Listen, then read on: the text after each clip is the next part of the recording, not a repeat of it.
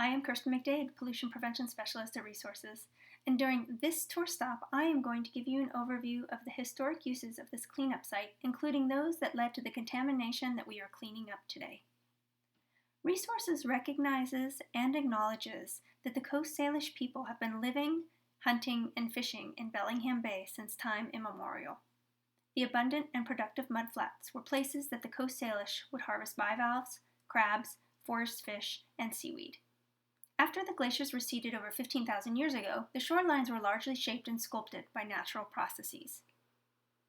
Starting in the mid-1850s, however, when Bellingham was colonized, people became the primary influence over our shoreline. As a part of the cleanup process, the Department of Ecology initiates a remedial investigation to determine the source and extent of the contamination found at all toxic cleanup sites. For this cleanup site, the first development to occur was in 1884, when a lumber mill was built on a pier that covered what is now a portion of the lower present-day Boulevard Park. One of the main mill structures was located where Woods Coffee is currently situated. Lumber mills can contribute contaminants in a variety of ways. Anaerobic biodegradation of wood waste can produce methylphenol and benzoic acid, and creosote-coated timbers from old piers can exude cancerous polycyclic aromatic hydrocarbons. Production at the mill largely halted when it burned down in 1925. In 1890, soon after the lumber mill was built, the Fairhaven and Northern Railway constructed a railroad system that traverses the site.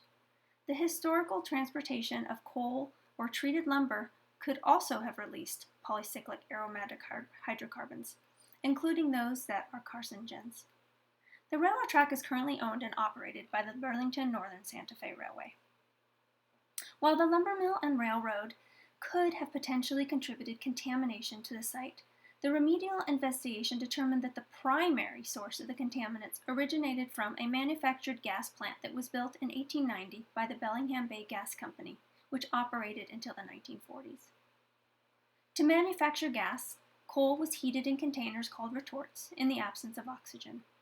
The coal was broken down into its volatile components. About 2/3 of the coal was converted to gas during this process. The coal was further filtered, then it was stored in these big tanks before being piped to people's houses for cooking and heating. The other third was a solid called coke that could also be used as an additional energy source.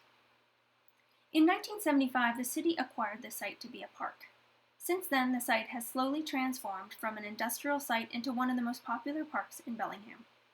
Currently, all that remains of the gas plant is a brick building that housed the generator and one of the 3 remaining gas tanks, which is now totally enveloped by ivy. Let's take a stroll down the path to our next tour stop.